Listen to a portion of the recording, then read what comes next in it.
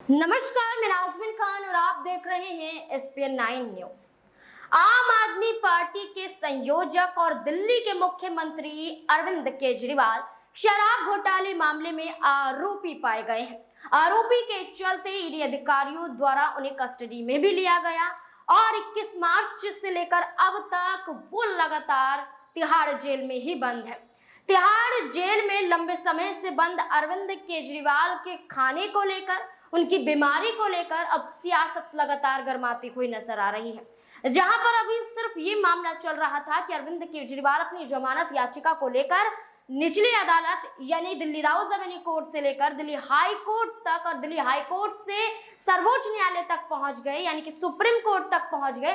तो वही अरविंद केजरीवाल जो जमानत के लिए बार बार अर्जी दाखिल करते हुए नजर आ रहे हैं, वही अरविंद केजरीवाल की याचिका पर सुनवाई आगे बढ़ा दी जा रही है। लेकिन अब एक ऐसा मामला सामने आया है कि अरविंद केजरीवाल खुद तिहाड़ जेल से बाहर निकलने के लिए एक बड़ी रणनीति आजमाते हुए नजर आ रहा है। ऐसा भारतीय जनता पार्टी की तरफ ईडी अधिकारियों के तहत कहा जा रहा है कि अरविंद केजरीवाल शुगर की पेशेंट है, डायबिटीज के पेशेंट हैं और ऐसे में अरविंद केजरीवाल की बात करें तो अरविंद केजरीवाल खुद खाने में ऐसी चीजों का सेवन करते हुए नजर आ रहे हैं जो उन्हें नहीं करना चाहिए था। ये कहा जा रहा है ईडी अधिकारियों के तहत कि अरविंद केजरीवाल खाने में आम का इस्तेमाल कर रहे हैं, लेकिन वहीं दूसरी तरफ अरविंद केजरीवाल को लेकर ये भी कहा जा रहा है कि तिहाड़ जेल में बंद होने के बावजूद भी जो जेल प्रशासन है वो उनकी अनदेखी करता हुआ नजर आ रहा है। जेल प्रशासन सही तरीके से अरविंद केजरीवाल की देखभाल नहीं कर रहा है। यहाँ पर कई बड़े आरोप लगाए जा रहे हैं और ये भी कहा जा रहा है कि अरविंद केजरीवाल को जेल में बंद रहते हुए जान का खतरा सता रहा है। क्या कुछ यहाँ पर आम आदमी पार्टी की नेता आतिशी मार्लेना कहती हुई नजर आ रही हैं, सुनिए जरा। दूसरी बात, इस षड्यंत्र में प्रधानमंत्री नरेंद्र मोदी जी ने ईडी को तो शामिल किया ही हुआ है, बल्कि दिल्ली के एलजी साहब विनय सक्सेना जी और उनके माध्यम से तिहाड़ प्रशासन को भी किया हुआ है। यह इस बात से पता चलता है कि आज अरविंद केजरीवाल जी की इंसुलिन का विरोध करने के लिए कौन वकील आए? दो वकील आए। एक का नाम है श्री योगेंद्र हांडू, दूसरे का नाम है सुश्री बानी दीक्षित जी। और ये मैं आपको एक ऑर्डर दिखा देती हूं कि ये दोनों लोग जो तिहाड़ प्रशासन की तरफ से पेश हो रहे थे, ये एलजी ऑफिस के स्पेशल काउंसल्स हैं, जिनको 14 दिसंबर 2023 के आदेश से एलजी ऑफिस को कोर्ट में रिप्रेजेंट करने के लिए रखा गया था। इसका क्या मतलब हुआ? इसका मतलब कि एलजी साहब के खास वकील जो एलजी साहब को उनके व्यक्तिगत मामलों में भी, उनके सरकारी मामलों में भी न्यायालय में उनका प्रतिनिधित्व करते हैं, उन वकीलों को एलजी साहब ने भेजा अरविंद केजरीवाल जी की दवाई का विरोध करने के लिए, अरविंद केजरीवाल जी की इंसुलिन का विरोध करने के लिए। तो जो सारे तथ्य हैं ये साफ साफ दिखाते हैं कि अरविंद केजरीवाल जी की इंसुलिन रोकने की, अरविंद केजरीवाल जी की दवाई रोकने की एक बहुत बड़ी साजिश चल रही है।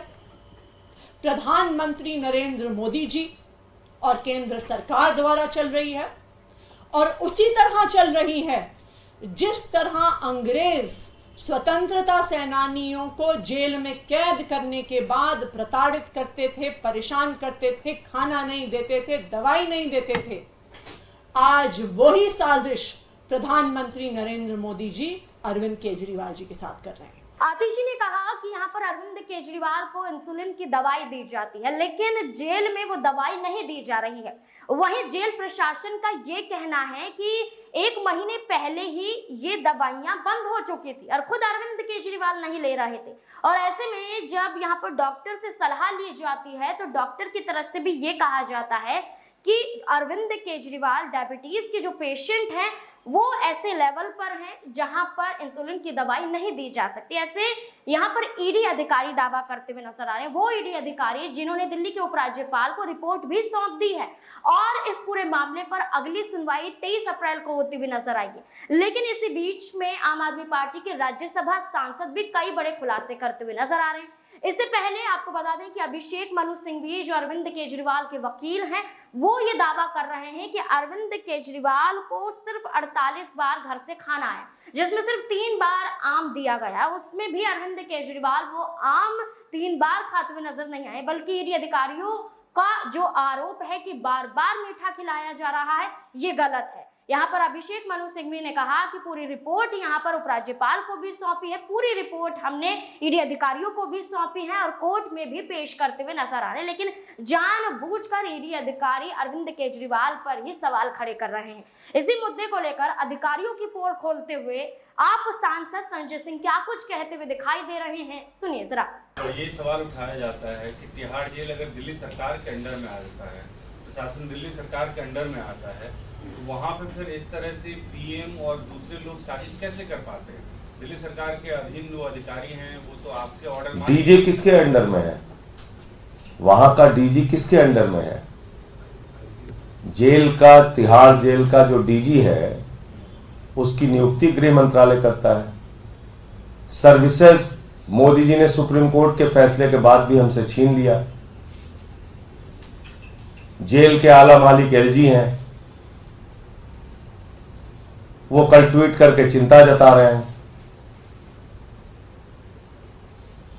और पता नहीं मीडिया के माध्यम से ही खबरें आई कि उससे पहले उन्होंने डीजी प्रिजन से मुलाकात की।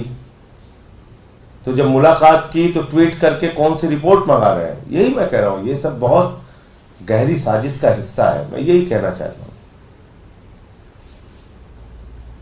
ऐसी खबरें आई मीडिया में, मुझे जानकारी नहीं है इसलिए मैं उसकी पुष्टि नहीं कर सकता। आप लोग पता कीजिए और ये भी पता कीजिए कि क्या,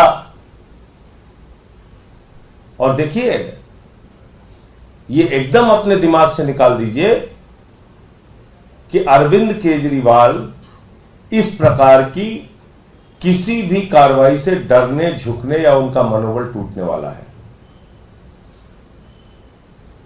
आप करते रहिए साजिश, हम लोग लड़ेंगे आपसे। संजय सिंह ने आरोप लगाया कि ईडी अधिकारी जानबूझकर ये साजिश रच रहे हैं। भारतीय जनता पार्टी के कहने पर ही अरविंद केजरीवाल को बीमार करने की साजिश है। इतना ही नहीं, उन्हें जान से जो खतरा यहाँ पर नजर आ रहा है वो कहीं ना कहीं बढ़ता हुआ दिखाई दे रहा है, क्योंकि यही खतरा संजय सिंह ने भी एक वक्त पर ईडी कस्टडी में जताया था।